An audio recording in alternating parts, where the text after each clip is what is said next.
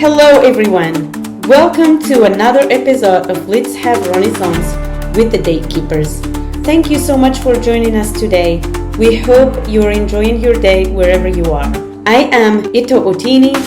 And I'm Micaiah Utini, and today we're speaking with Laurie Sheck. Laurie has published 3 novels and 5 collections of poems, as well as essays in the Paris Review, Granta, The Atlantic, and elsewhere. Her books have been reviewed in The New Yorker, The New York Times, The Washington Post, and the Boston Review. She's been a Guggenheim Fellow, a Radcliffe Fellow, a National Endowment of the Arts Fellow, a Cullman Center Fellow, and a Creative Capital Awardee, and she's taught at Princeton, Columbia, Rutgers, and the New School. We're delighted to have her with us today.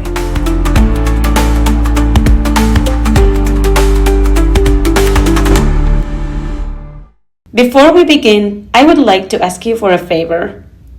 The goal of this podcast is to support our fellow writers and artists and highlight their work. Please help us by subscribing, liking, and sharing. Thank you so much for being part of our journey. Laurie, it's great to have you. Thank you for joining us. Can you please tell us about you and your work? Well, I, for many years, was a poet. I wrote 5 books of poems. One of them was a finalist for the Pulitzer Prize. But I was a little dissatisfied with my own work, and I was very curious if there was a way to bring nonfiction into my work. And I didn't really know how or what I wanted to do. And then, long story short, my husband fell very, very ill. And he started moving, or not moving in a way, moving difficultly, in a way that reminded me of Frankenstein's monster from the classic Frankenstein film. I had never read the book. And after a period of time, he was so ill. He couldn't walk. The touch of a sheet was on his skin was excruciating. And it was very hard for him, very impossible for him to have the normal conversations with me that he usually did. I ended up at Radcliffe for a year at the Institute for Advanced Study. I was there to write a book of poems, and I decided to read Frankenstein, mostly because of what had happened to my husband. And I really fell in love with the monster. And since I was away from home and my husband and I weren't having our usual conversations, the monster became kind of my imaginary companion. So if I would go to a movie, I would think, what movie would the monster like to see? Oh, I'll go to Blade Runner, things like that. And a couple of years later, I had a novel called A Monster's Notes. I loved writing it so much because I found a way of bringing research into my work. It wasn't in the form of a poem. It was in the form of prose, which I didn't have any experience writing prose, but I really did love it. And Mary Shelley became a character in the novel, Percy Shelley, Mary's stepsister Claire, and the monster investigated all sorts of things. That's how I moved from writing just poetry to, I still write poems, but I also now write prose. So I wrote that novel. I loved writing it so much, even though it was very hard. When I finished it, all I wanted to do was write a second one. I finally figured out, it's hard for me to think up ideas. I figured out an idea for that. I wrote that. And then I wrote a third one, which was published this past June, which is called Cyborg Fever. So that's the short story of what's been going on. Can you tell us a little bit about Cyborg Fever? Yeah, that was quite an adventure. What I do with each book is I try to sort of find areas of fascination, things that I want to learn about. So by the time the book is done, people think, oh, she was an expert in this field, and wrote about it. No. For my second book, I wanted to learn about the Venetian plague, which ended up coming in handy because that was right before the pandemic. And serendipitous. I learned a lot about how Venice and the Venetian Health Board, which was one of the, or if not the first health sanitation board in Europe, handled their own plague. And there was a lot of disinformation involved with how they did it. They didn't want to admit there was a plague because it was bad for business. Anyhow, that was very interesting. And then I wanted to learn about Dostoevsky. I put those two things together in that book. With Cyborg Fever, I thought, so what do I want to learn about now? And I thought, I'd like to think about our relationship to information in this age that we live in. I'd like to learn about astrophysics, and I'd like to learn about bioengineering. So those were the three areas I explored. Now, in order to do that in a novel, and my novels are not traditional novels, but still, if you're going to do a novel in a sort of way, if it's not autofiction, you need characters. So I come up with characters that can explore these issues, and that's what I did in this book. I have in the book, the narrator is a young boy who's like a prodigy. He's very, very bright. And he suffers a terrible rejection. He falls into a kind of year-long fever dream. In that fever dream, he sees a computer screen.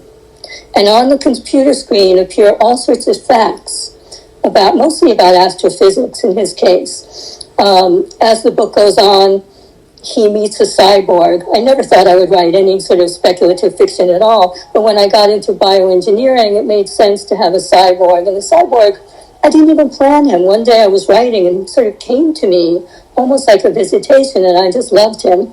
So my narrator meets him, and then as the novel goes on, it's the story of what happens to this bioengineered being who the narrator meets, and all sorts of other things come in because, as I said, I curate so many facts.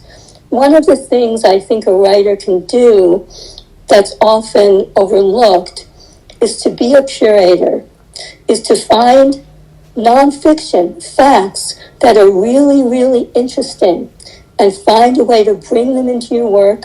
And I consider them sort of an offering to my reader. Dostoevsky knew, and through his writing taught me, that there is really nothing more radical than reality. You really don't have to make anything up. I mean, it's fun to make things up, but there's reality right in front of us, and it's extreme, it's magical, it's horrible. And so Cyborg Fever is full of what I consider, I hope, very interesting facts that this narrator, Erwin, learns as he goes along. I love that extraction from Dostoevsky, but he's also a perfect case study. When you do present reality as it is, you will often be accused of exaggerating. His response, well, he had many responses, but one of his responses was, "You think I'm extreme? Just read the newspaper." I like that as a former journalist. Okay. Yeah, I agree. And he was a journalist too, and he wrote some of those news stories as news stories before he wrote them as novels, so he knew what he was talking about. Well, the other thing was, just look at his biography. I mean, if somebody wrote his biography as a novel, it's quite likely people would say, this is too extreme. This would never happen. I mean, just the bare bones of it, when you think he was in his 20s, he was arrested for basically subversion of the state. It turns out he had read a letter, pretty much. He wasn't supposed to read. That was, again, he and his friends were against serfdom. Okay? He's put in a cell for nearly a year where no light can come in. One day he's woken up. They say, get dressed. We're taking you somewhere. He's taken to Semyatsky Square, where he's lined up with 6 other people to be shot. He's given a white death shirt to put on. The priest gives him the last rites. There are the marksmen in front waiting to shoot. And then there's an announcement that comes from the Tsar saying, oh, this was a joke. I wasn't going to kill you. I'm sending you to a prison camp. He's sent to a prison camp in Siberia. This is when he starts having his epileptic attacks, because Dostoevsky, as you probably know, was an epileptic. He was under such extreme pressure at that point that he started having epileptic attacks. And another one of the men who was going to be shot that day went insane on the spot and never recovered. You know, the psychological pressure was that intense. And so Dostoevsky, for 6 years, he's in a prison camp in Siberia in ill health, not allowed to read a book, to hold a pencil. This was a great writer. He could write nothing except for a few times when with the epilepsy he was put into the prison hospital, the doctor would give him a pen. And then the life goes on from there. People, you put that in a novel, a lot of people would say, oh, couldn't happen. Human beings, we protect ourselves in a way from reality, right? That was T.S. Eliot's point. We can only bear so much of it. But when you really look at it, obviously it includes everything. Look at our world today. Do you have I know this is a difficult question, do you have a favorite Dostoevsky novel? Yes, I do. And it's an unusual one. Most people don't choose it. It's The Idiot. Why is that? I think it's an incredibly moving book. In a way, it's Dostoevsky's. In a certain way, it's his most autobiographical book because Prince Mishkin, the main character, does have epilepsy. But I think it's a very moving novel about people caring for one another. There's an amazing scene at the end of the book, which I wrote about years ago for The Atlantic, in which the murderer, so there's Mishkin and there's his sort of frenemy, Rogozhin, and by the end of the novel, Rogozhin has killed Nastasia, who's a woman that they both love. Mishkin is very afraid that Rogozhin's going to do something like this. He finds him. He goes into, Rogozhin takes him into the room. Mishkin sees Nastasia, that she's dead. Rogozhin starts to go out of his mind, and Mishkin cradles him in his arms. He holds him through the night. He comforts him. And by the morning when the police arrive, Mishkin is so traumatized that he can no longer speak, and he's sent to a sanitarium. But it's very Christ-like. But it's a profound scene of human tenderness that I think is absolutely amazing and one of the best pages in literature that was ever written. Yeah, and his novels are all they are all different, and he had a lot to say. My favorite one is The Brothers Karamazov, and I identify with Ivan because I was accused a lot of things that I didn't do, including murdering my mother or whatnot. And I read that novel in French, Arabic, and English, and I read it and reread it over and over, and I will read it again. But what do you think is going on with this interplay between Dostoevsky's work and science fiction and speculative fiction writers? And I wouldn't really have thought of this, except you named him as one of your influences, and Ursula K. Le Guin has that wonderful line about how most of her ideas come from reading road signs backward and forgetting Dostoevsky. But of course she didn't forget Dostoevsky. He's there in her work.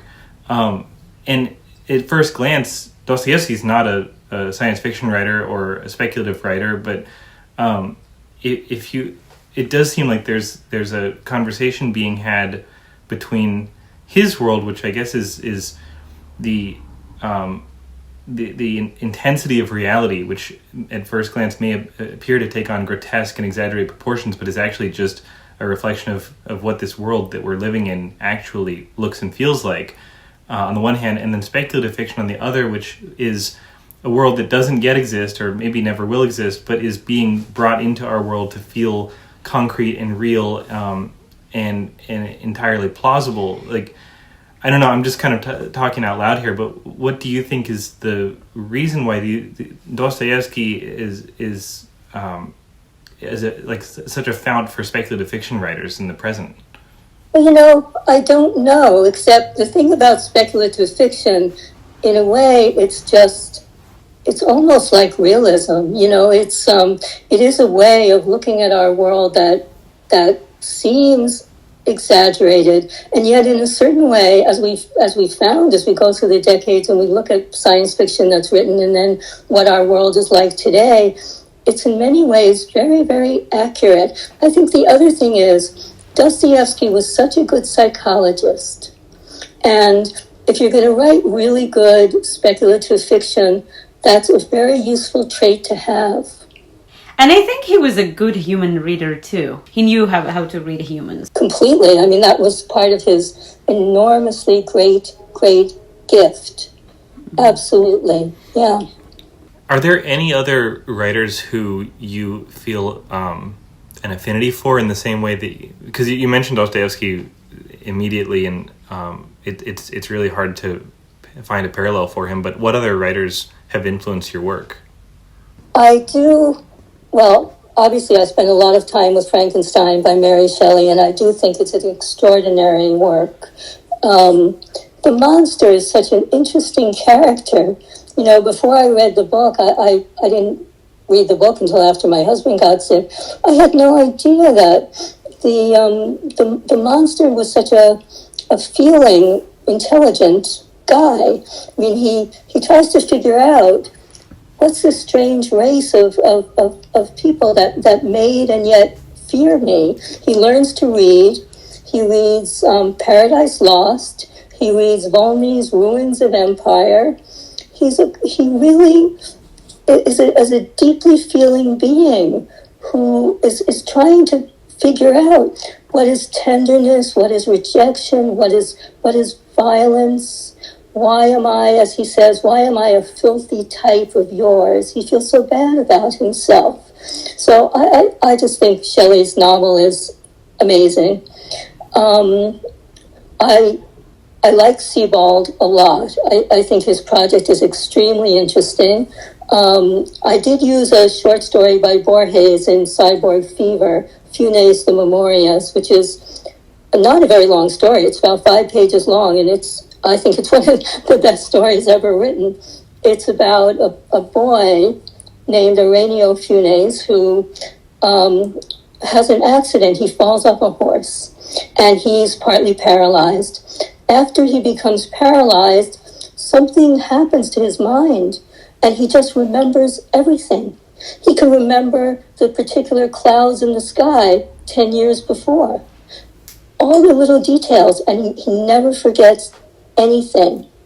And Borges is exploring in that story what it means to have all this information in your head, which was sort of amazing when you think this was before the internet age, before the web, what we have now, and all this incredible glut of information. And by the end, Funes dies. He's, I think, 19, and he dies. So it's an amazing story.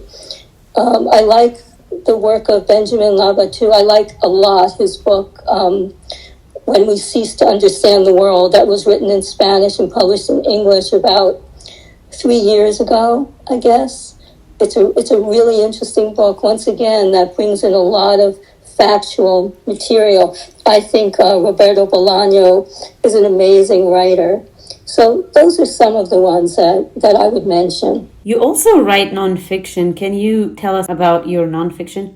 Well, I didn't write nonfiction until very recently, though in my novels there is a lot of nonfiction. I agreed to be a monthly columnist just this past June for a very interesting online site called Three Quarks Daily. And what it is an aggregator where every, I think, 6 nights a week, they publish about 10 pieces that they cull from around the web that they think are very interesting. A lot of them have to do with technology, but with all sorts of things from the humanities, really everything, but I think at a very high intellectual level. And then each night they have 3 new pieces for the magazine. So columns, really. So I agreed to be a columnist. And so far, I did a column about the drug DES, which is a synthetic estrogen that millions of women were given between the 1950s and the 1970s, pregnant women. And it badly harmed their unborn children. I was one of those unborn children. So I had done a lot of research on that. I wrote about that. I wrote about Laika, the first dog to be sent into outer space, because I had learned a lot about her for my novel. I just last night finished a column on the South Bronx, which was the highest crime district of New York City, in the 1970s and where I spent my early childhood. So I'm just sort of feeling my way into nonfiction now. Do you have anything else that you would like to share? But if not, can you read some of your work for our audience? Yes, well, interestingly enough, the thing that I picked to read is the excerpt about Laika. She is an important character in the book, partly because she also was an experimental subject, right? So the character of the cyborg in the book, he escapes basically from a biomedical lab.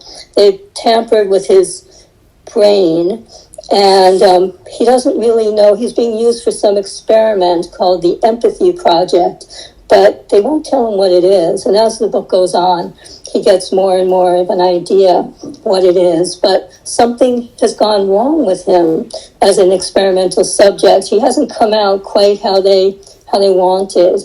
And so in the end, he has a tragic ending. I'm giving away the end of the book, but he sort of just turns into an unfeeling information machine. His brain sort of just becomes a kind of computer and just starts spewing things out.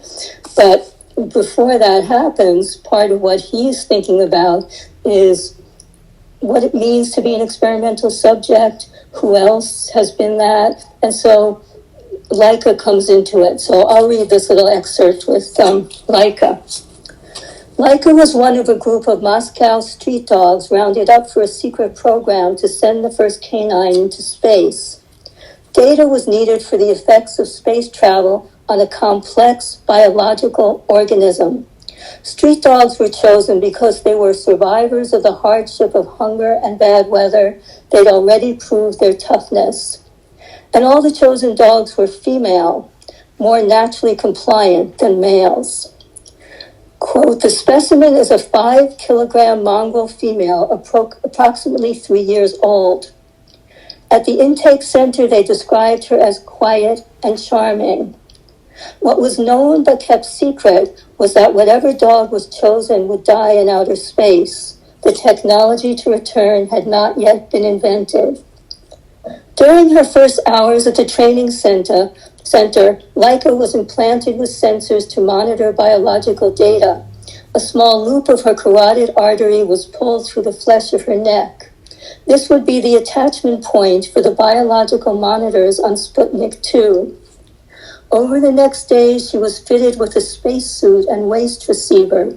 The spacesuit had attachment rings to chain her to the capsule. In her training, she was confined to smaller and smaller compartments to get her used to the spaceship's capsule. Her final confinement lasted for 20 days. After a while, she learned not to cry. At other times, she was placed in a centrifuge that mimicked the loud noises and violent vibrations of spaceflight. She was attached to a mechanical arm and spun in circles. In the end, there were 3 finalists. Luca was considered too homely to represent the state.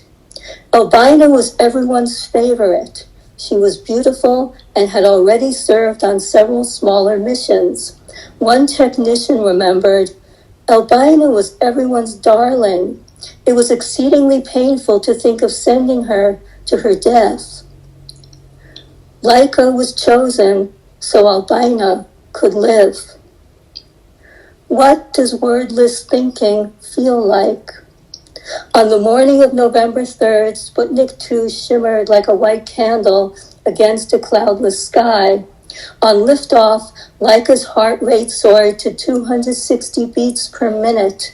Her respiration rose to 5 times its normal rate. 207 seconds after blastoff, Sputnik 2 was soaring through Earth's atmosphere at 7,945 meters per second. In microgravity, Laika weighed almost nothing. Chains secured her to the capsule floor. There were no cameras on board, so no one knew what she was doing. Had she turned to the small window or away? Did she understand that she was far from Earth? No being had ever felt what she was feeling or seen what she was seeing. She was 3 years old, and in a few days she was going to die. Thank you. And the fact is, Laika didn't even last for 3 days, because what happened was there was such a rush between the Soviets and the U.S. to get to space that there were mechanical things on the spacecraft that hadn't been really figured out. And what happened was the heating system in Laika's little chamber malfunctioned after a number of hours, and she died of heat stroke. And for years, the Soviet Union wouldn't say.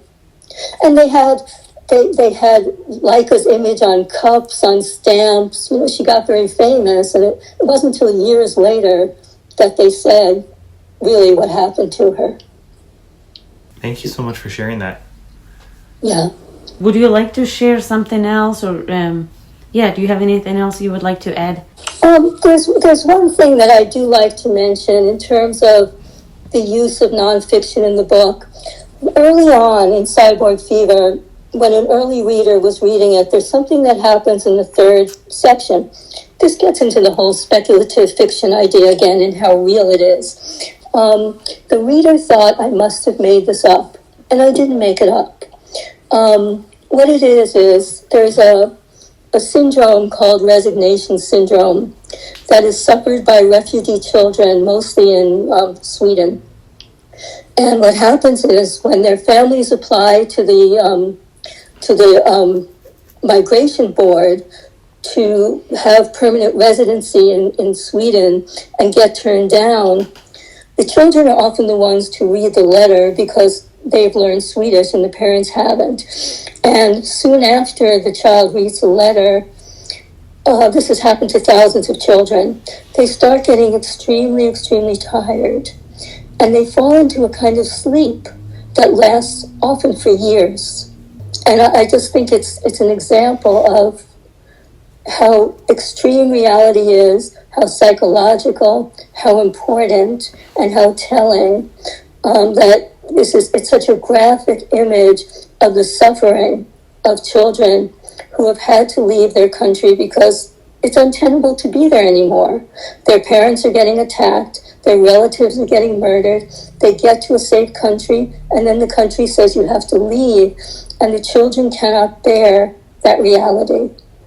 And they just go into this coma-like sleep. I read the doctor's reports. If you put an ice cube on the naked stomach of a child, they will not flinch. They don't respond. They do tend to wake up after a number of years, and especially if they have a sense that there's some safety in the world for them. But I think it's an interesting and an important syndrome, especially with what's going on today and the suffering of so many children. And you said it's documented mainly in Sweden. Is there any indication that this happens in other parts of the world too? Yes. We don't know why it's mainly in Sweden, but it is. There have also now been cases in New Zealand, and I suspect it will spread. It's an important reality that, we've become aware of. Well, thank you so much for sharing. Thank you so much. We appreciate you. Well, I appreciate you. Thank you. This has been a very nice conversation.